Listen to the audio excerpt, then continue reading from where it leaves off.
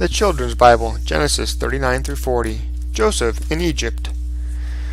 Now Joseph was brought down to Egypt, and Potiphar, who was an officer of Pharaoh and captain of the guard, bought him from the Ishmaelites.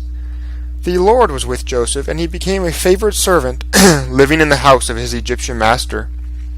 His master saw that the Lord was with him, and that the Lord made all that he did to prosper in his hands.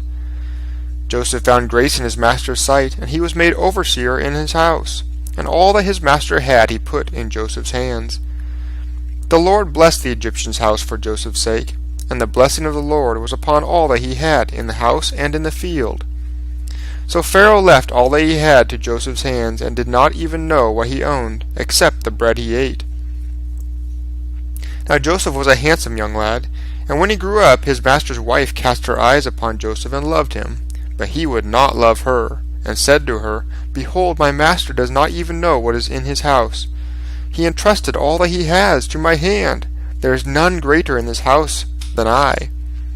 And he has kept nothing back from me except for you, because you are his wife. How then could I love you and do this great wickedness and sin against God? Then she went to Joseph's master and told lies about Joseph, saying, The Hebrew servant, whom you brought to us, came into the house to mock me. And he fled as I lifted up my voice and cried. When the master heard the words of his wife, he was angry, and he took Joseph and threw him into prison, where the king's prisoners were kept. And there he stayed. But the Lord was with Joseph, and showed him mercy, and made the keeper of the prison think well of him. So the keeper of the prison put all the prisoners that were in the prison into Joseph's hands, and whatsoever they did there, he was in charge of them. The keeper of the prison paid no attention to anything that Joseph did, because the Lord was with Joseph, and whatever he did, the Lord made it to prosper. Now sometime later it happened that the butler of the king of Egypt and his baker offended the Lord Pharaoh, the king of Egypt. In his anger, Pharaoh put them into the house of the captain of the guard, into the prison where Joseph was held. The captain of the guard turned them over to Joseph, and he looked after them. They stayed in the prison for some time. Now one night, both the butler and the baker of the king of Egypt dreamed a dream, each of them a different dream. When Joseph came in to feed them in the morning, and looked upon them, he saw that they were sad, and he said to the men, Why do you look so sad today? We have dreamed a dream, they said, and there is no one here to interpret it for us. Interpretations come from God, Joseph said to them. Tell me your dreams. So the chief butler told his dream to Joseph. In my dream, he said, a vine was before me, and on the vine were 3 branches.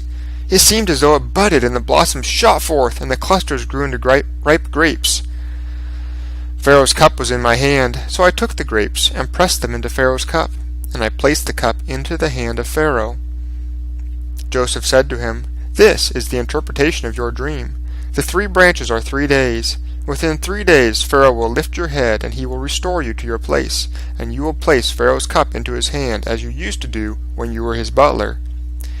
Only please think of me, and it shall be well with you, and be kind to me, I beg of you, and mention me to Pharaoh, and get me out of this place.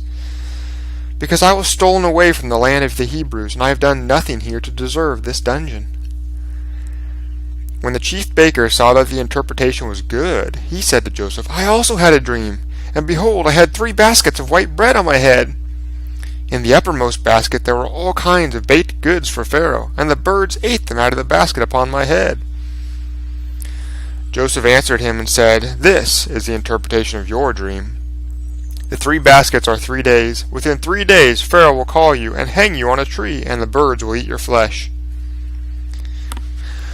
On the 3rd day, which was his birthday, Pharaoh made a feast for all of the servants, and he called for the butler and the chief baker among his servants. Then he returned the chief butler to the butlership again, and the butler gave the cup to Pharaoh. But Pharaoh hanged the chief baker, just as Joseph had said. Yet the chief butler did not remember Joseph, but forgot him.